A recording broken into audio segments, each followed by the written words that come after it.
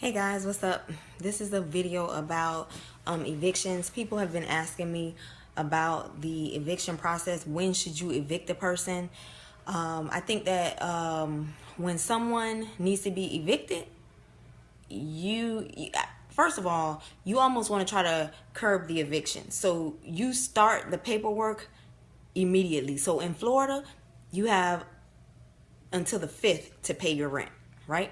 So your lease says your rent is due on the 1st, and you have a grace period until the 5th to pay that rent. After the 5th, I charge a $100 late fee. So that's the first deterrent. Make your late fees high so that a person is like, wait a minute, I do not want to pay a $100 late fee. Let me make sure I pay my rent on time.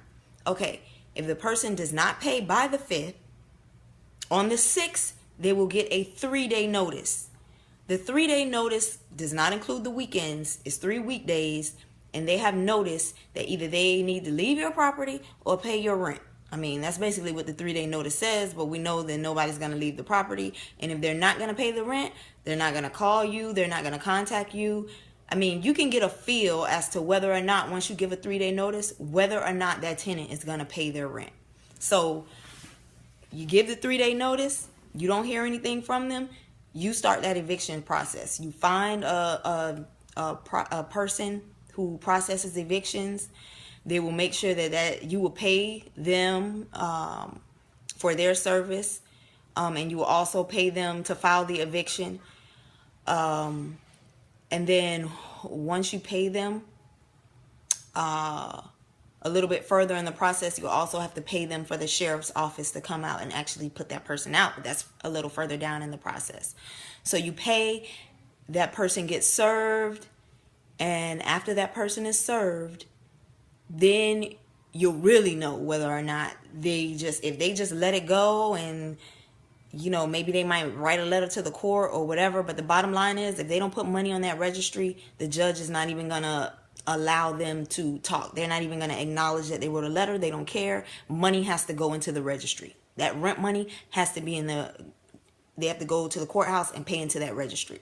If they don't, then it goes to the next step, where the sheriff's office, you pay the fee for the sheriff's office, and the sheriff's office gives you a date, and then that person is given a 24-hour notice, which usually in Miami-Dade is a little bit longer. They'll give them the 24-hour notice, but it generally takes about 72 hours for them to come and actually put them out. But the sheriff's office will call you, and they'll tell you, hey, we're going to be there on such date. You need to have somebody there to help remove all of their items out of the unit, and also to change the locks. So you have your maintenance people there. They take all the things out of the unit, and you change your locks. Now, the tenant has 24 hours to get all of their stuff off of your property. So if you have an apartment complex or you have a duplex, and in the yard is their bed, their stereo system, their TV, it doesn't matter. It's not your responsibility. Like, if it gets stolen, it gets stolen. And after those 24 hours, you can put all that stuff into a dumpster if they don't have it cleaned up off your property, and that's it. It's called a day. So by law, they have 24 hours to get their crap off your property and out of your yard, or off your steps, or however you want to look at it. And then if it's not done within those 24 hours, you have your maintenance people come after those 24 hours, clean all that stuff up, get that stuff trashed, and call it a day. But the bottom line is, if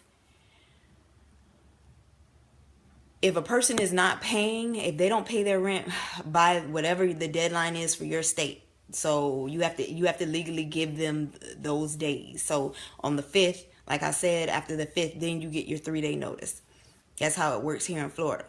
So once I give them that 3-day notice, it's a wrap. Like, if you're not paying your rent, I'm moving forward with the eviction. The only way you can stop it is if you pay all of the fees that I've already paid, and you pay your rent and the late fee. So, I mean, that's how that's going to work. So, and even if they pay into the registry, the judge is going to require that they pay those fees also anyway, because now it's a cost that you've incurred to have to start the eviction process. A lot of people will save themselves and pay it all up in the end because they can't find a new place. Because once you file eviction, I mean, that's on the county record.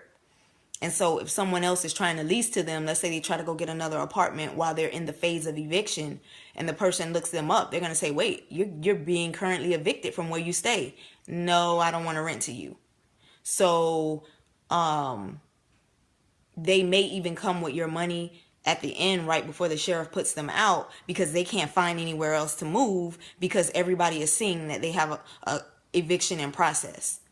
So yeah, if it's any other questions, anything you didn't understand, anything you want me to go into more detail about, just let me know. And hopefully, that gives you a better idea on when you should evict and how the process works, at least here in Florida.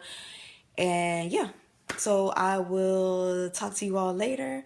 Bye.